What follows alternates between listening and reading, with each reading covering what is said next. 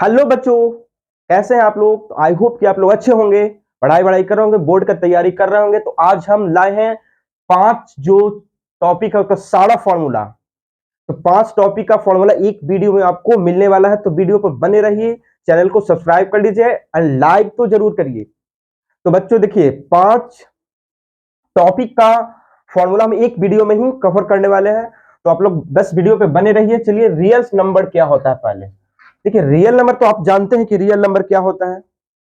देखिए, रियल्स नंबर जो होते हैं इसमें एचसीएफ एलसीएम वगैरह निकाला जाता है, ठीक है। तो इसमें हम लोग फॉर्मूला की बात करेंगे।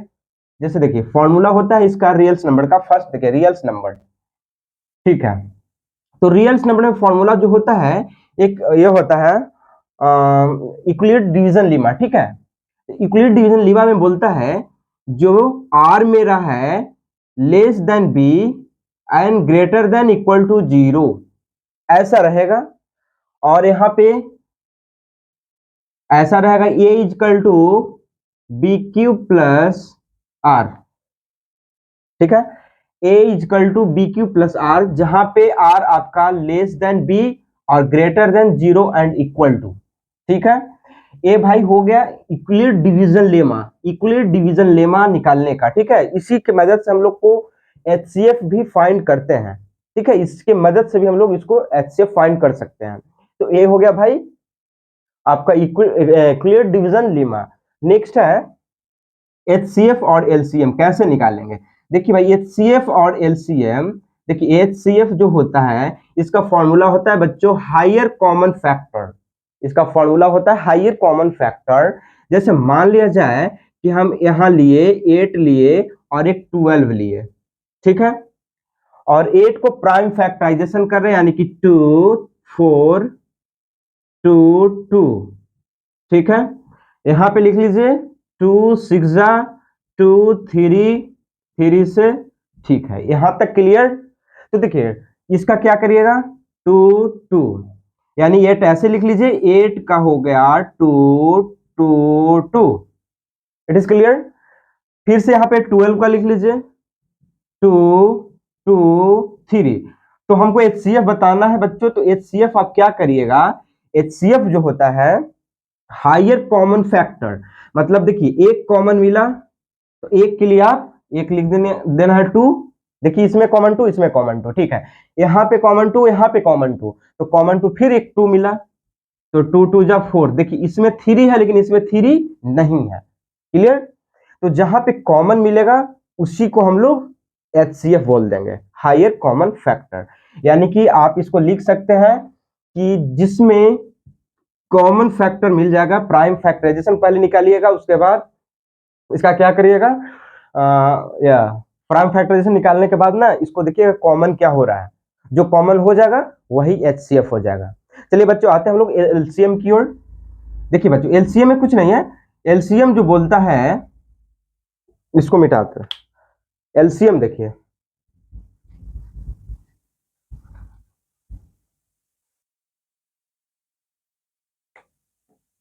एलसीएम जो होता है, एलसीएम लोअर कॉमन मल्टीप्लाई, ठीक है।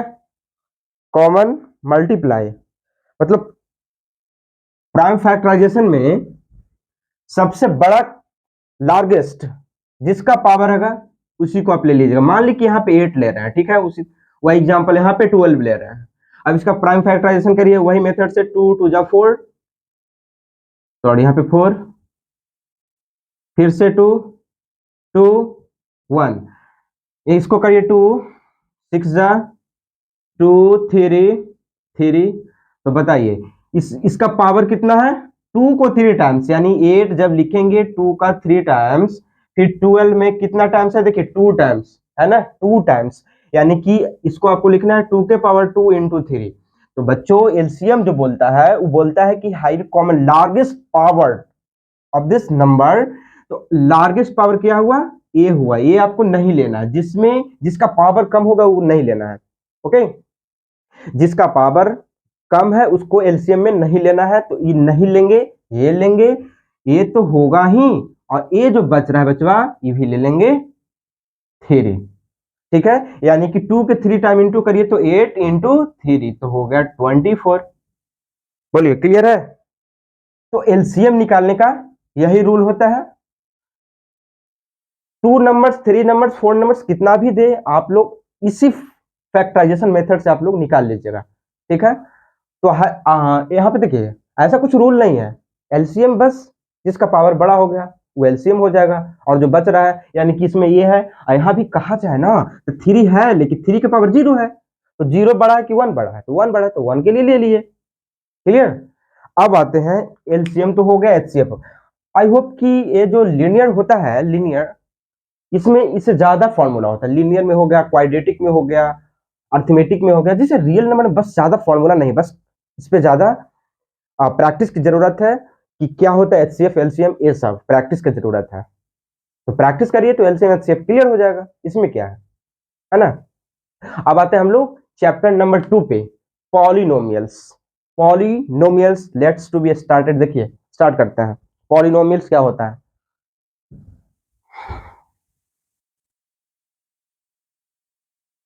चलिए हम लोग सेकंड स्टार्ट कर रहे हैं, पॉलिनोमियल्स क्या है। पॉलिनोमियल्स देखिए, पॉलिनोमियल्स बेसिकली होता है बच्चों, पॉलिनोमियल्स जो होता है इसमें देखिए A1, जैसे देखिए पॉलिनोमियल्स 2-3 तरीके का होता है, एक लीनियर, एक क्वाड्रेटिक, एक क्यूबिक।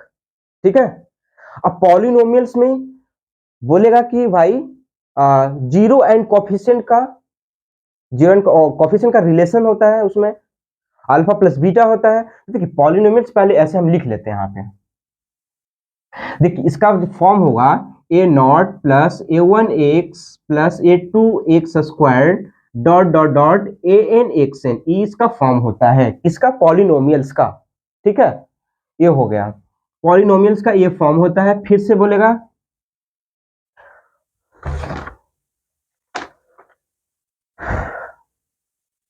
चलिए इसमें relation between zero and coefficient, मान लिया जाए कि बच्चों इसमें आपका एक इक्वेशन है एक्स स्क्वायर ए एक्स प्लस, सॉरी रुकिए रुकिए रुकिए, ए एक्स स्क्वायर होता है ए एक्स स्क्वायर, देखिए a x square b x plus c equal to 0।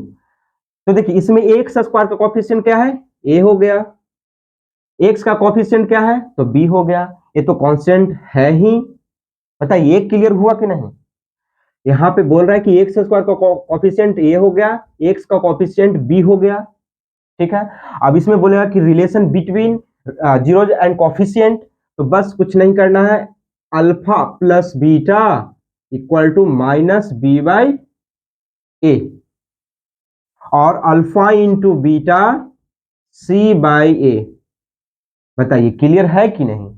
जैसे यहाँ पे आपको दे दिया इक्वेशन एक 2x स्क्वायर 4x प्लस 2, अब इसमें से पूछेगा कि अल्फा प्लस बीटा और अल्फा इंटू बीटा बताइए, तब क्या करिएगा, यहां से इसका कोफिशिएंट ए हो गया और ये बी हो गया और ये तो सी है ही, बस कुछ नहीं करना है, यहाँ पे आके बस पुट कर देना, तो आपको अल्फा प्लस बीटा और अल्फा इंटू बीटा आ जाएगा, मतलब सम और प्रोडक्ट आ जाएगा।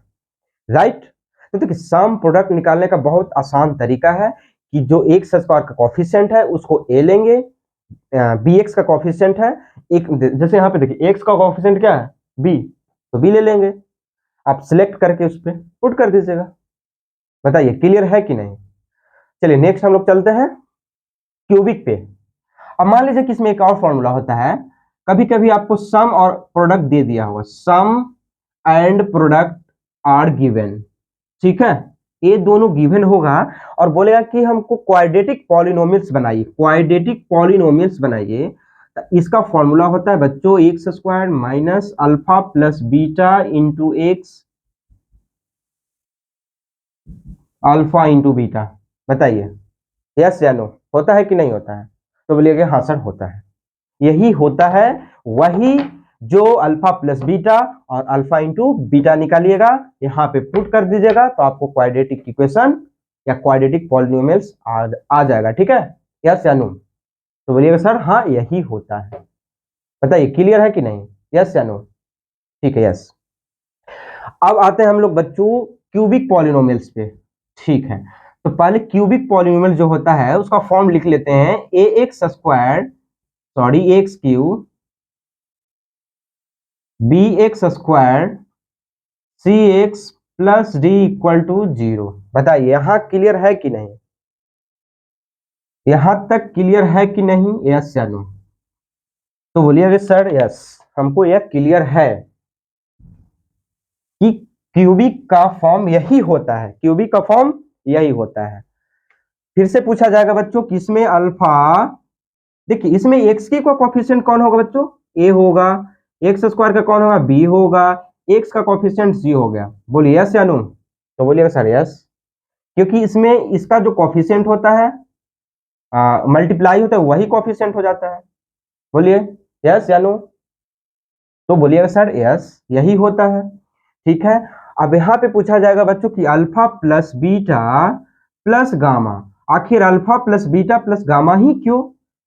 तो बोलिएगा सर कि क्योंकि ये ना क्यूबिक इक्वेशन है तो इसमें 3 जीरो होगा, क्योंकि ये क्वाड्रेटिक इक्वेशन था इसीलिए 2 जीरो हुआ, और एक क्यूबिक इक्वेशन है तो इसमें 3 जीरो होगा। यस या नो?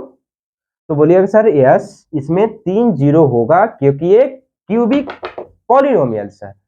तो पूछेगा बच्चों कि इसका फॉर्मूला बता दो। तो देखिए बच्चों alpha plus beta plus gamma बहुत सिंपल है, आप बोलिएगा कि माइनस बी बाई ए होता है, माइनस बी बाई ए होता है। बताइए ये क्लियर है कि नहीं है? तो बोलिएगा कि हाँ सर क्लियर है। फिर से आते हैं यहाँ पे, alpha into beta into gamma, बताइए ये तीनों को प्रोडक्ट क्या होगा? तो बोलिएगा सर कि माइनस डी वाई ए होगा। ठीक है, जो यहाँ पे कोफिशिएंट रहेगा, यस या नो? ठीक है, फिर से होता है बच्चों, नेक्स्ट होता है, देखिए सब प्रैक्टिस करिएगा तो याद रहेगा, जब तक प्रैक्टिस नहीं करिएगा तो याद नहीं रहेगा। ठीक है, बताइए क्लियर है कि नहीं? ठीक है, नेक्स्ट होता है बच्चों alpha beta, alpha beta, alpha beta plus beta gamma plus, देखिए अल्फा बीटा, बीटा गामा और अल्फा गामा। ठीक है, तो इसका फॉर्मूला क्या होता है बच्चों? इसका फॉर्मूला होता है सी बाई ए होता है। It is clear? तो बोलिए यस सर क्लियर है। ठीक है, तो भाई क्यूबिक पॉलिनोमियल्स का इतना ही रिलेशन होता है जो आपको ध्यान में रखना है, बिना इसको ध्यान में रखते हुए आपको एक भी क्वेश्चन नहीं बनने वाला है। तो बच्चों बोलिए कि ये क्लियर है कि नहीं, तभी हम लोग आगे बढ़ेंगे। बताइए क्लियर है? तो बोलिए यस सर क्लियर है। ठीक है, तो अब आते हैं हम लोग लीनियर इक्वेशन में। हालांकि इतना से हम लोग को क्वाड्रेटिक इक्वेशन का जो पॉलिनोमियल्स है क्यूबिक है वो सब हमको लगता है कवर हो जाना चाहिए, है ना? चलिए नेक्स्ट बोल रहा है linear equation in two variables. यहाँ पे देखिए linear equation in two variables,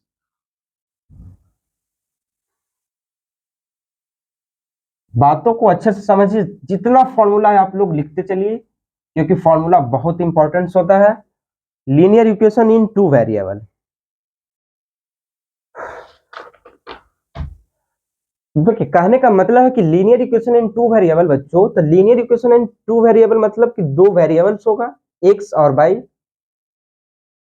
तो linear equation in two variables, अब इसमें बात है कि ग्राफ कैसे होगा, तो ग्राफ के लिए तो दो इक्वेशन आपको चाहिए, दो इक्वेशन से ही ग्राफ ड्रॉ होता है बेसिकली। ठीक है, तो यहाँ पे बोला जाएगा कि इंटरसेक्टिंग लाइन, पैरेलल लाइन और कोइंसिडेंट। ठीक है, कोइंसाइड या कोइंसिडेंट। ठीक है, तो कोइंसाइड क्या होगा, पैरेलल्स क्या होगा और इंटरसेक्टिंग लाइन क्या होगा। मतलब कहने का मतलब है कि इंटरसेक्टिंग लाइन, तो इंटरसेक्टिंग लाइन बच्चों जो एक बार ऐसे टच किया हो, कहीं कहीं इंटरसेक्ट किया होगा। ठीक है, तो जहां इंटरसेक्ट किया तो वही, जहां पे इंटरसेक्ट किया ना तो वही हो गया नंबर ऑफ सॉल्यूशन। ठीक है, जहां पे इंटरसेक्ट किया वही हो गया नंबर ऑफ सॉल्यूशंस, ये हो गया इंटरसेक्टिंग के लिए।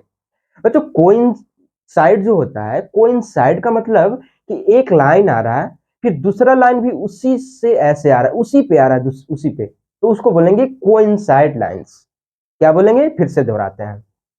देखिए कोइंसाइड का मतलब होता है कि एक लाइंस आ रहा है, ठीक है, उसी पर दोबारा भी लाइंस आ रहा है, तो उसको बोलेंगे कोइंसाइड। ठीक है, तो कोइंसाइड में नंबर ऑफ सॉल्यूशन कितना होगा, भाई कुछ पता ही नहीं है कि कितना बार टच हो रहा है, ऐसे ऐसे ऐसे ऐसे ऐसे, यानी कि कोइंसाइड में नंबर ऑफ सॉल्यूशन जो होगा इनफिनाइट होगा। नंबर ऑफ सॉल्यूशन कितना होगा, इनफिनाइट होगा। ठीक है, अब बात है पैरेलल लाइन की, तो पैरेलल लाइंस में तो होगा ही ना सॉल्यूशन, क्योंकि देखिए ये पैरेलल पैरेलल मतलब कहीं तक भी आप चल जाइए लेकिन आपको कहीं पे मीट नहीं होगा, कहीं पे इंटरसेक्ट नहीं होगा, यानी कि नंबर ऑफ सॉल्यूशन जीरो। तो चलिए आई होप कि ये क्लियर हो गया। चलिए इसमें फर्स्ट जो होता है, पहले तो लीनियर इक्वेशन क्या होता है ये देख लेते हैं। तो इसमें बेसिकली दो इक्वेशन रहेगा, a1x plus b1y plus c1 equal to 0, क्योंकि दो वेरिएबल्स है ना, इसलिए हम एक्स और वाई लिए, थ्री वैल्यूज तो नहीं है। चलिए एक और रहेगा a2 b2 plus c2 equal to 0। बताइए ये क्लियर है कि नहीं, तो बोलिएगा कि यस सर ये क्लियर है। तो ये दो लाइंस है, दो लाइंस का इक्वेशन दिया रखा है, मान लिया कि 2x plus 3y plus 4 equal to 0, suppose that ये एक इक्वेशन दे रखा है। ठीक है बच्चों, फिर है a 4x plus 6y plus 8 equal to 0, ये भी एक इक्वेशन दे रखा है। तो जब ये इक्वेशन दे रखा है, यहाँ पे पूछ रहा है आपसे कि नंबर ऑफ सॉल्यूशन कितना होगा, कोइंसिडेंट से, कोइंसाइड से, सॉरी कोइंसाइड या पैरेलल्स या इंटरसेक्टिंग लाइंस। तो फर्स्ट है बच्चों इंटरसेक्टिंग लाइन, पहला देखते हैं इंटरसेक्टिंग, एकदम अच्छे से देखिए इंटरसेक्टिंग लाइंस। ठीक है, सेकंड है, देखिए इंटरसेक्टिंग लाइंस का मतलब है ना कि कहीं ना कहीं वो इंटरसेक्ट किया ही होगा, कहीं ना कहीं तो इंटरसेक्ट किया ही होगा, राइट। नेक्स्ट है कोइंसाइड्स, कोइंसाइड्स लाइंस। बताइए यहां तक क्लियर हो रहा है कि नहीं, यस या नो, तो बोलिएगा सर यस। कोइंसाइड, इंटरसेक्टिंग और यह पैरेलल्स, पैरेलल लाइंस। बताइए ये सब क्लियर है कि नहीं। तो इसमें हम फर्स्ट चलते हैं इंटरसेक्टिंग लाइंस। देखिए इंटरसेक्टिंग लाइन तो दो लाइन की बात करेगा ही करेगा, इंटरसेक्टिंग का मतलब दो लाइन रहेगा तभी इंटरसेक्ट करेगा, तो यानी कि दो लाइन है बचवा, दो लाइन है तो एक कहीं ना कहीं इंटरसेक्ट किया होगा। तो बताइए जो इंटरसेक्ट किया है ना उसी को तो बोलेंगे नंबर ऑफ सॉल्यूशन, यानी कि इसमें क्या हो जाएगा यूनिक, मतलब एक बार इंटरसेक्ट किया तो इसको हम लोग यूनिक भी बोल देंगे। बात यहां से क्लियर हो रहा है ना, यूनिक सॉल्यूशन भी इसको बोल सकते हैं। कहीं कहीं इंटरसेक्टर लाइन नहीं देके यूनिक सॉल्यूशन भी बोल रखे तो आपको प्रॉब्लम नहीं होना चाहिए, क्योंकि यूनिक सॉल्यूशन का मतलब कि इंटरसेक्ट ही होता है, कहीं ना कहीं एक पॉइंट पर कटा ही होगा। ठीक है, तो यूनिक सॉल्यूशन ये देगा बचवा। ठीक है, अब आते हैं कोइंसाइड्स। कोइंसाइड्स का मतलब होता है जैसे एक लाइन है और एक लाइन से फिर इसी पर एक लाइन है, फिर इसी पर एक लाइन है, एकदम ध्यान से थोड़ा देखिए, एक लाइन है फिर इसी पर एक लाइन है, तो इसको बोलेंगे बचवा कोइंसाइड लाइंस। ठीक है, कोइंसाइड में नंबर ऑफ सॉल्यूशन कितना होगा, इनफाइनाइट होगा, कितना होगा, इनफाइनाइट नंबर ऑफ सॉल्यूशन होगा। तो कहीं ना कहीं कोइंसाइड्स लाइन नहीं देकर इनफिनाइट दे दे तो आप घबराइएगा नहीं, क्योंकि इनफिनाइट को ही बोलते हैं कोइंसाइड। बताइए क्लियर है कि नहीं, कोइंसाइड को ही बोलते हैं इनफाइनाइट, क्योंकि इनफाइनाइट नंबर ऑफ सॉल्यूशंस है, हमको कहीं पे मीट नहीं करे, कहीं पे इंटरसेक्ट नहीं। देखिए यहाँ किया, यहाँ किया, यहाँ मतलब बहुत सारा जगह यहाँ पे इंटरसेक्ट कर रहा है, तो नंबर ऑफ सॉल्यूशन कितना हो जाएगा बच्चों, इनफिनाइट हो जाएगा। अब आते हैं हम लोग पैरेलल लाइंस। देखिए पैरेलल लाइंस का मतलब ऐसे ऐसे, यानी कि बताइए पैरेलल लाइंस में कहीं पे मीट कर रहा है, कहीं पे कहीं पे कहीं पे कहीं पे मीट नहीं कर रहा है, यानी मीट नहीं कर रहा है, तो इसका नंबर ऑफ सॉल्यूशन हो जाएगा बच्चों, नंबर ऑफ सॉल्यूशन जो हो जाएगा नो सॉल्यूशन होगा, क्योंकि सॉल्यूशन है ही नहीं।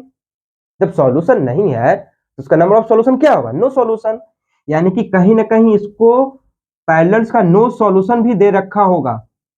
ठीक है, तो आप हड़बड़ाइएगा नहीं, इंटरसेक्टिंग कभी कभी यूनिक बोल देगा, कोइंसाइड्स के इनफिनाइट बोल देगा, पैरेलल्स के लिए नो सॉल्यूशन बोल देगा। बताइए इतना क्लियर है कि नहीं।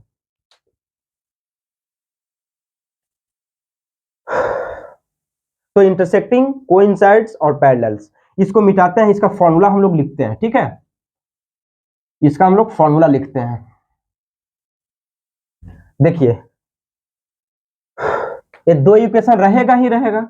अब बोलेगा कि इंटरसेक्टिंग लाइंस, तो इसका फॉर्मूला होता है बच्चों यूनिक वाला, a1/a2 not equal to b1/b2। बोलिए यस या नो, तो बोलिएगा sir yes, it is clear.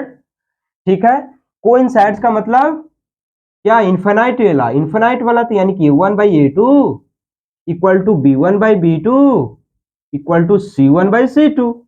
बताइए ये क्लियर है कि नहीं, तो बोलिए यस सर। पैरेलल्स के लिए नो सॉल्यूशन होता है, यानी कि a1/a2 इक्वल टू b1/b2, अच्छे से लिखते चलिएगा। ठीक है, c1/c2। बताइए ये क्लियर है कि नहीं। कभी कभी इसको बोल देगा यूनिक, यूनिक। ठीक है, इसको बोल देगा कभी कभी इनफाइनाइट सॉल्यूशन, इनफाइनाइट, कभी कभी इसको बोल देगा नो सॉल्यूशन। ठीक है, तो हड़बड़ाना नहीं है, सब इसी का होता है, नो सॉल्यूशन रहे या इन्फिनाइट रहे चाहे यूनिक रहे, इसी को सब बोलते हैं। ठीक है, इंटरसेक्टिंग को यूनिक बोलते हैं, कोइंसाइड्स को इन्फिनाइट बोलते हैं, पैरेलल्स को नो सॉल्यूशन बोलते हैं। बताइए क्लियर है कि नहीं है। सब अच्छे से लिखते चलिए फॉर्मूला वगैरह। पांच गो एक्सरसाइज का आज हम वीडियो बना रहे हैं, तो 5 एक्सरसाइज का आपका फॉर्मूला कवर होने वाला है इस वीडियो में। ठीक है, चलिए लीनियर इक्वेशन, टू वेरिएबल क्रिया हो गया। अब आते हैं क्वाड्रेटिक इक्वेशन, बहुत इंपॉर्टेंट है भाई क्वाड्रेटिक इक्वेशन। देखिए क्वाड्रेटिक इक्वेशन, तो देखिए क्वाड्रेटिक इक्वेशन होता है which is in the form of, इसका इक्वेशन का फॉर्म होता है बच्चों ax² plus bx plus c equal to 0। देखिए इसका पहले फॉर्म लिख लेते हैं। ठीक है, क्या फॉर्म होता है एकदम अच्छे से देखिएगा। इसका फॉर्म होता है बच्चों ax² bx plus c equal to 0। बताइए ये क्लियर है कि नहीं है। ठीक है, जिसमें x² का कोफिशिएंट a हो गया, x का b हो गया, c तो कांस्टेंट है ही। ठीक है, अब यहां से आता है कि क्वाड्रेटिक इक्वेशन हो गया, तो इसमें एक d का फॉर्मूला होता है, d, जो इसको बोलते हैं b² माइनस 4ac। अच्छे से इसको लिखते चलिए। ठीक है, d equal to b² minus 4ac। ठीक है, अब जब d निकालेंगे तो d के लिए कुछ वैल्यू आएगा। जब d ग्रेटर देन 0 आएगा बच्चों, तो यहां बोलेंगे टू डिस्टिंक्ट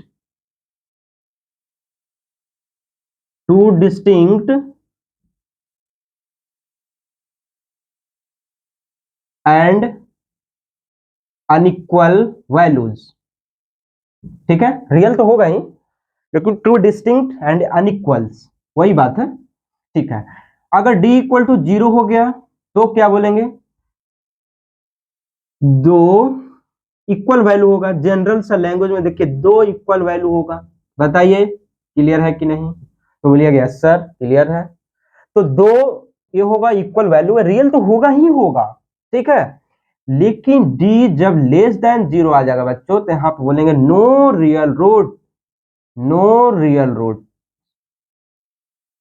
ठीक है, नो रियल रूट्स, इसका रूट जो होगा नो रियल रूट्स होगा। ठीक है, तो बताइए ये आप पहले डी निकाल ही लीजिएगा, इक्वेशन दिया रखेगा ऐसे, मान लीजिए कि x² प्लस 6x प्लस 8, ऐसा एक इक्वेशन दे रखा है, और इसमें से आपको बोलेगा कि हमको डी फाइंड करके बता के हमको नेचर बताइए। इसको बोलते हैं नेचर, क्या बोलते हैं, नेचर। ठीक है, इसको लिख लीजिए नेचर बोलते हैं, नेचर। तो बोलेगा कि हमको नेचर बताना है, तो डी आप निकाल लीजिएगा। डी लेस देन जीरो का मतलब है कि माइनस माइनस माइनस, यानी कि जीरो से जो छोटा होगा उसको बोलेंगे नो रियल रूट्स, माने इसके आगे हम लोग बढ़ेंगे ही नहीं। ठीक है, जब डी लेस देन जीरो आ जाएगा तो इसके आगे हम लोग बढ़ेंगे ही नहीं, इसका कोई रूट्स फाइंड होगा ही नहीं, क्योंकि नो रियल रूट्स है। चलिए, अब बात यहां पर है कि सर ए आ जाएगा, ए आ जाएगा, तब इसका हम लोग रूट्स कैसे निकालेंगे? ठीक है, एक तो होता है फैक्टराइजेशन मेथड, उसको फैक्टर कर लेते हैं स्प्लिटिंग मेथड से, लेकिन जब ऐसे निकालना होगा तो आपको एक फॉर्मूला होता है minus b plus minus under root d by two a. ठीक है, अल्फा और बीटा दोनों का हो गया, ये अल्फा और बीटा का दोनों का minus b plus minus under root d, d यही वाला बाई टू ए। बताइए क्लियर है कि नहीं है? तो बोलिएगा यस सर क्लियर है। तो अल्फा और बीटा निकालना का यही फॉर्मूला होता है बच्चों, क्वाड्रेटिक इक्वेशन में यही फॉर्मूला होता है।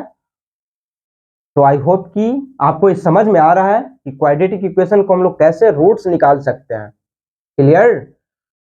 चलिए तब आते हैं हम लोग ये अर्थमेटिक प्रोग्रेशन में। ठीक है, अर्थमेटिक प्रोग्रेशन क्या होता है थोड़ा समझ लीजिए।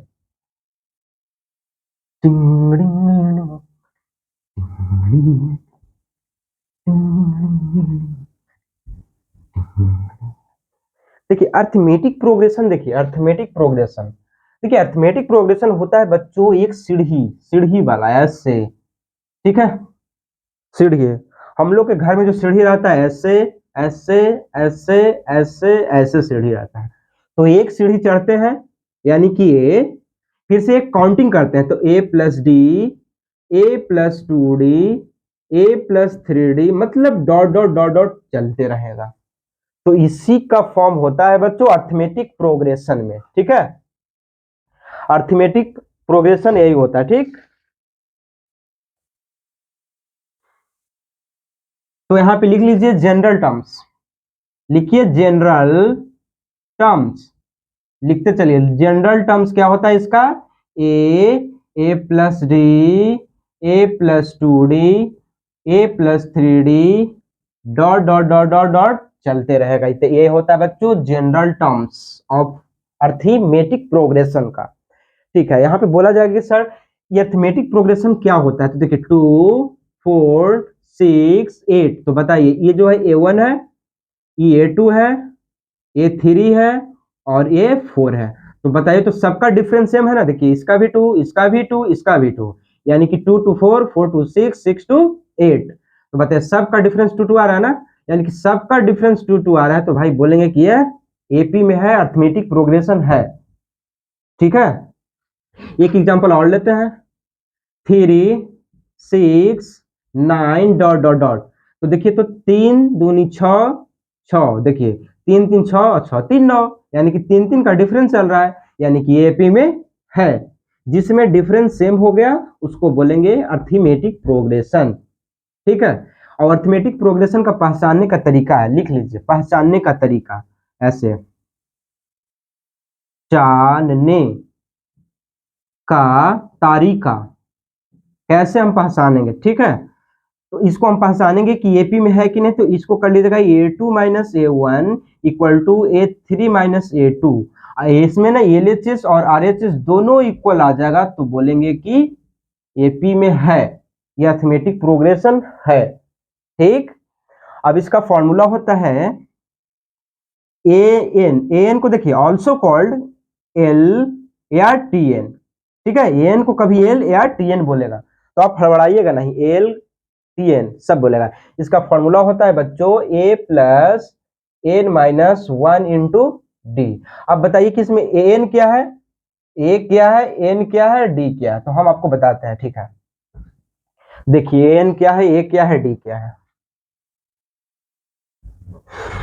देखिए 2 4 6 डॉट डॉट डॉट डॉट, मान लीजिए कि यहाँ पे 20th है। ठीक है, तो ये तो आप जान ही रहे हैं कि ये है फर्स्ट टर्म है, इसमें सब्ट्रैक्ट कर देंगे, डी का फॉर्मूला होता है, डी का फॉर्मूला यहाँ पे लिख लीजिए। डी निकालने का A2 माइनस A1 में बेसिकली जो होता है सेकंड में से फर्स्ट को सब्ट्रैक्ट कर दीजिएगा। तो देखिए जो लास्ट में टीएच रहेगा ना, जिसमें टैग लगा आईआईटी का टैग है, यानी कि टीएच का टैग है, जिसमें टैग लगा रहता है उसको बोलेंगे एन बोलेंगे, एन। तो इसमें टैग लगा हुआ है यानी कि एन का वैल्यू होगा। यही अगर टैग मिटा दिया जाए तो एन हो जाएगा। यानी कि बेसिकली आप लिख लीजिए, एन जो होता है ये लास्ट टर्म होता है, ठीक, लास्ट टर्म। ए जो होता है ये फर्स्ट टर्म होता है, ठीक। डी होता है जो डिफरेंस होता है, ठीक। एन होता है जो एंथ टर्म होता है, टीएच लगा हुआ हो, है ना, एंथ टर्म होता है, ठीक। अब एक और फॉर्मूला होता है, उसको भी देख लीजिए, एस एन। मान ली कि एक दे दिया आपको, एपी दे दिया। अब एपी दे दिया, उसमें बोले यार कि find sum, s n find करना है, तो सब वही रहेगा, एन रहेगा, आपका ए रहेगा, डी रहेगा, सब वही रहेगा, बस एस एन का फॉर्मूला बदल जाएगा। क्या बदलेगा, n by two, two a plus n minus one into d, ठीक। ए हो जाएगा आपका फॉर्मूला। कभी कभी ऐसा भी दे देगा, s n equal to n by two a plus l, कभी कभी ऐसा भी दे देगा, ठीक। तो आप लोग हड़बड़ाइएगा नहीं। कि आई होप कि आप लोग को ये वीडियो समझ में आ रहा होगा। चलिए, आ रहा है तो लाइक ठोकिए, लाइक। और इसके बाद सब अच्छे से कॉपी में, नोट्स बुक में आप इसको फॉर्मूला को लिख लीजिए और रट लीजिए, क्योंकि फॉर्मूला बहुत इंपॉर्टेंट होता है। तो चलिए बच्चों, आज 5 टॉपिक, 5 जो होता है एक्सरसाइज चैप्टर्स, 5 चैप्टर पर हम लोग बात किए और इसका फॉर्मूला लिखे, थोड़ा सा एक्सप्लेनेशन किए कि क्या होता है। नेक्स्ट टॉपिक में मतलब एक दो वीडियो में ना, 2 वीडियो में इसको कवर कर लेना ही कर लेना है, ठीक है। तो एक वीडियो में 5 चैप्टर हुआ और दूसरा वीडियो में देखते हैं, अगर 5 हुआ तो ठीक है। तो 5 या 15, मतलब 15 वो चैप्टर है, यानी कि 5 5 करके, तो 3 वीडियो में आपका खत्म हो जाएगा पूरा फॉर्मूला। तो चलिए हम लोग मिलते हैं नेक्स्ट सेशन में। तब तक के लिए जय हिंद, जय भारत।